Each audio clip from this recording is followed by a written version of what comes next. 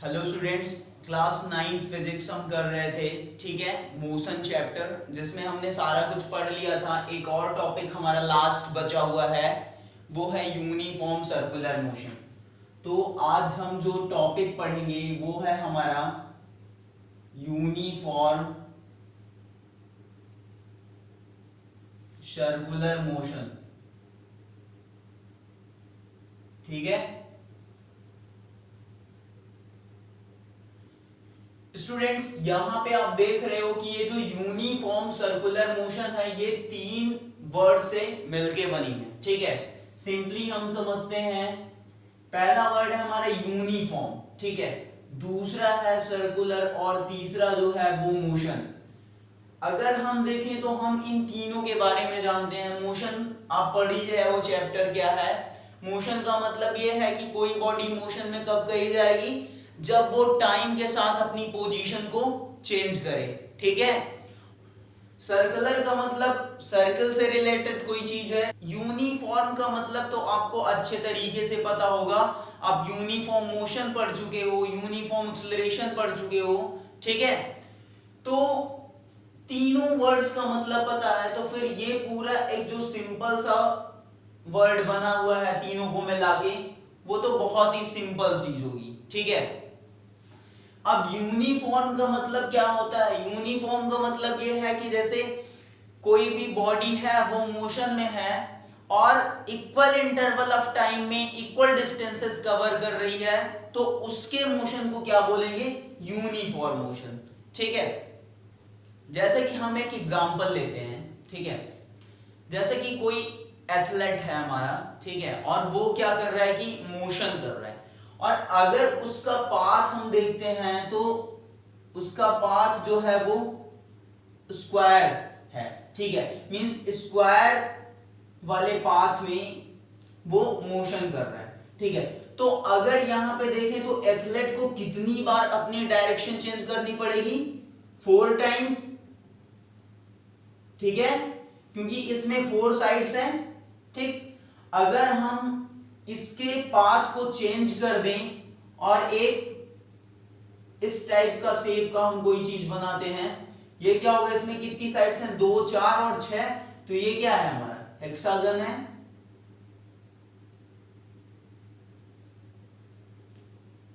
ठीक है, हेक्सागोनल ये शेप है हमारा। अगर इसमें उस एथलेट को मोशन करना हो तो कितनी बार अपनी डायरेक्शन चेंज करना पड़ेगा? 6 बार। ऐसे ही हमारे पास ऑक्टागोनल होता है, मींस अगर उसकी नंबर ऑफ साइड्स बढ़ रही हैं, ठीक है, तो जो एथलेट के मोशन करने का डायरेक्शन होगा वो उतनी बार चेंज होगा। ठीक है, इसमें कितनी बार चेंज होगा? 6 टाइम्स चेंज होगा, क्योंकि 6 साइड्स हैं इसकी। ठीक है स्टूडेंट्स, अगर हम एक ऐसा शेप कंसीडर करें जिसमें indefinite number of tiny sides हो, ठीक है, तो उस केस में जो एथलेट की मोशन होगी वो कैसी होगी? मींस उसको कितनी बार अपनी डायरेक्शन को चेंज करना पड़ेगा। ठीक है, तो हम बात कर रहे हैं सर्कल की, जिसमें इंडिफिनिट नंबर ऑफ पॉइंट्स हैं। ठीक है, और उन्हीं इंडिफिनिट नंबर ऑफ पॉइंट्स को हम इंडिफिनिट टीनी साइड्स बोल रहे हैं। ठीक है, तो यहां पे क्या होगा? जो एथलेट होगा वो मोशन के समय हर एक पॉइंट पे अपनी डायरेक्शन को चेंज करेगा। ठीक है, जब वो मोशन की कंडीशन में होगा तो हर एक पॉइंट पे अपनी डायरेक्शन को चेंज करता जाएगा। ठीक है, क्योंकि यहां पे क्या है? Indefinite number of tiny sides हैं। जैसे यहां पे क्या था कि इसमें 6 साइड्स हैं, तो 6 बार उसको अपनी डायरेक्शन चेंज करनी पड़ती थी। ठीक है, वैसे यहां पे indefinite number of tiny sides हैं, मींस इंडिफिनिट पॉइंट से मिलकर यह सर्कल बना है, तो इंडिफिनिट बार उसको अपनी डायरेक्शन चेंज करनी पड़ेगी। ठीक है, हर एक पॉइंट पे एथलेट को अपने मोशन की डायरेक्शन को चेंज करना पड़ेगा। ठीक है, तो हमको सर्कल की बात करनी है यहाँ पे। Circular motion, uniform circular motion क्या होगा? ठीक है, यूनिफॉर्म सर्कुलर मोशन का मतलब ये होता है कि जैसे हमने एथलेट का एग्जांपल लिया है, तो जो एथलेट है वो एक सर्कुलर पाथ में मोशन करे। ठीक है, जो एथलेट है वो सर्कुलर पाथ में मोशन करे, बट एक चीज और होनी चाहिए, उसकी जो मोशन हो वो क्या हो, यूनिफॉर्म हो। ठीक है, अगर वो एथलीट सर्कुलर पाथ में मोशन कर रहा है और सर्कल के हर एक पॉइंट पे उस एथलीट की जो डायरेक्शन है वो चेंज हो रही है, तो हम क्या बोलेंगे कि जो एथलीट की वेलोसिटी है वो हर एक पॉइंट पे चेंज होगी। ठीक है, मींस जो वेलोसिटी है वो कांस्टेंट नहीं रहेगी, लेकिन अगर उसकी स्पीड देखी जाए तो स्पीड जो है वो इस केस में कांस्टेंट रहेगी। ठीक है, या फिर आप बोल सकते हो कि यूनिफॉर्म रहेगी। ठीक, लेकिन अगर हम बात करेंगे वेलोसिटी की, तो यहां पे उसकी वेलोसिटी कांस्टेंट नहीं रहेगी। ठीक है, वो चेंज होगी। अब वेलोसिटी दो चीजों से चेंज होती है, मैंने पढ़ाया है कि या तो उसकी स्पीड चेंज करो आप, ठीक है, और या फिर उसकी डायरेक्शन चेंज करो। दोनों में से अगर कोई भी चीज आप चेंज करते हो तो उसकी वेलोसिटी चेंज होगी। लेकिन यहां पे क्या है, स्पीड तो उसकी कांस्टेंट हो गई, फिर क्या चेंज हो रहा है, उसका डायरेक्शन चेंज हो रहा है। हर एक पॉइंट पे उस एथलीट की डायरेक्शन चेंज हो रही है। डायरेक्शन चेंज होने की वजह से उसकी वेलोसिटी चेंज हो रही है, वेलोसिटी कांस्टेंट नहीं है। ठीक है, तो हम क्या बोल सकते हैं कि जब एथलीट सर्कुलर पाथ में मोशन कर रहा हो और जो उसकी स्पीड हो वो कांस्टेंट हो, मींस यूनिफॉर्म स्पीड से जब एथलीट एक सर्कुलर पाथ में मोशन करेगा तो उसकी मोशन को यूनिफॉर्म सर्कुलर मोशन बोला जाएगा। ठीक है, और स्टूडेंट्स जब वो यूनिफॉर्म सर्कुलर मोशन करेगा तो उसकी जो मोशन होगी वो क्या होगी, एक्सेलरेटेड होगी। एक्सेलरेटेड क्यों होगी, आप जानते हो कि एक्सेलरेशन कब जनरेट होता है, जब वेलोसिटी चेंज होती है। और यहां पे आप देख रहे हो कि वेलोसिटी उसके हर एक पॉइंट पे चेंज हो रही है। तो अगर वेलोसिटी चेंज हो रही है तो मोशन में क्या होगा, एक्सेलरेशन होगा। मींस जो यूनिफॉर्म सर्कुलर मोशन होगा वो हमारा एक्सेलरेटेड मोशन भी बोला जाएगा। ठीक है, तो अगर हम यूनिफॉर्म सर्कुलर मोशन को डिफाइन करें तो हम क्या बोल सकते हैं कि एक मूविंग बॉडी यदि एक सर्कुलर पाथ में कांस्टेंट या यूनिफॉर्म स्पीड से मोशन कर रही है तो उस मूविंग बॉडी की मोशन को यूनिफॉर्म सर्कुलर मोशन बोला जाएगा। ठीक है स्टूडेंट्स, अगर हम इसको डिफाइन करें तो हम क्या बोल सकते हैं कि व्हेन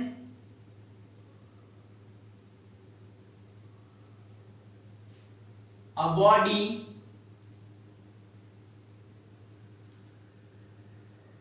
moves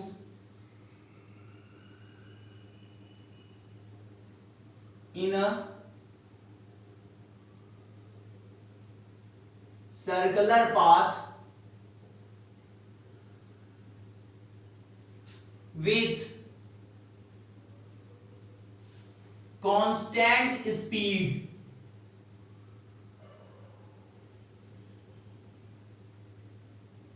या फिर आप क्या बोल सकते हो, यूनिफॉर्म स्पीड, तो क्या होगा, it's motion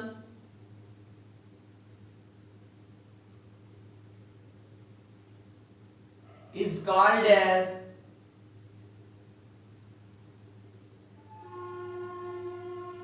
uniform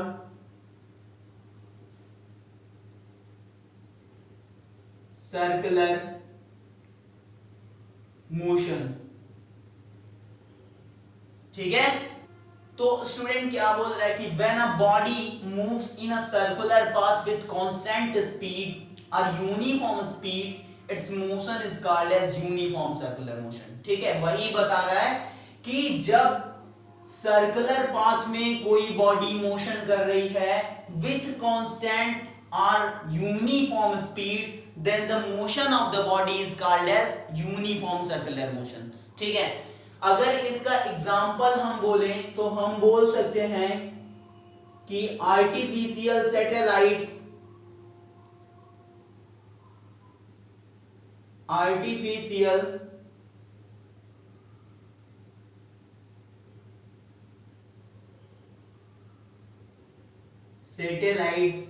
move in uniform circular motion around earth.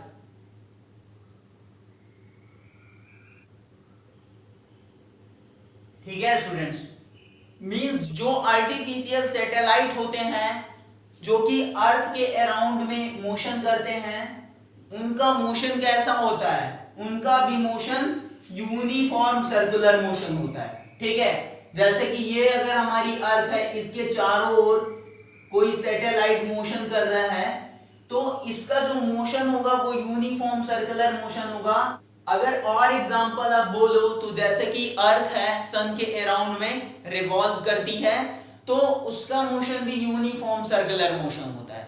ठीक है स्टूडेंट्स, आप बचपन में एक एक्सपेरिमेंट नॉर्मल सा किए होंगे। ठीक है, वो क्या कि आप जैसे कि एक रस्सी ले लो या धागा ले लो, उसमें पत्थर बांध दो। ठीक है, पत्थर का टुकड़ा छोटा सा, उसको बांध के आप अगर अपनी फिंगर से पकड़ के उसको रिवॉल्व कराओगे तो उसकी जो मोशन होगी वो भी कैसी होगी? यूनिफॉर्म सर्कुलर मोशन होगी। ठीक है, तो आपको समझ में आ गया यूनिफॉर्म सर्कुलर मोशन। स्टूडेंट्स, यदि हमको यूनिफॉर्म सर्कुलर मोशन कैलकुलेट करना हो तो हम कैसे कैलकुलेट करेंगे? ठीक है, उसका क्या फॉर्मूला होता है वो हम देखते हैं कि जैसे एक सर्कल है और इसमें कोई साइक्लिस्ट है, वो मोशन कर रहा है। ठीक है, यहां पे हमको क्या पता करना है कि उसकी वेलोसिटी हम कैसे मेजर करेंगे? जो सर्कुलर मोशन कर रहा है साइक्लिस्ट, उसकी वेलोसिटी को किस तरह से हम मेजर कर सकते हैं? ठीक है, तो अगर एक साइक्लिस्ट है वो मोशन कर रहा है, तो अगर आप देखो तो ये सर्कल का सेंटर है, वो अगर यहां से इस पॉइंट से चलना स्टार्ट कर रहा है तो वो कुछ टाइम बाद फिर यहीं पे पहुंच जाएगा। मींस जब वो अपना एक रिवॉल्यूशन कंप्लीट कर लेगा, एक चक्कर कंप्लीट कर लेगा, तो वो जो डिस्टेंस कवर करेगा वो किसके बराबर होगी? सर्कल के सरकमफेरेंस के बराबर। ठीक है, मींस एक रिवॉल्यूशन में उसकी जो डिस्टेंस होगी वो किसके बराबर होगी? वो होगी सरकमफेरेंस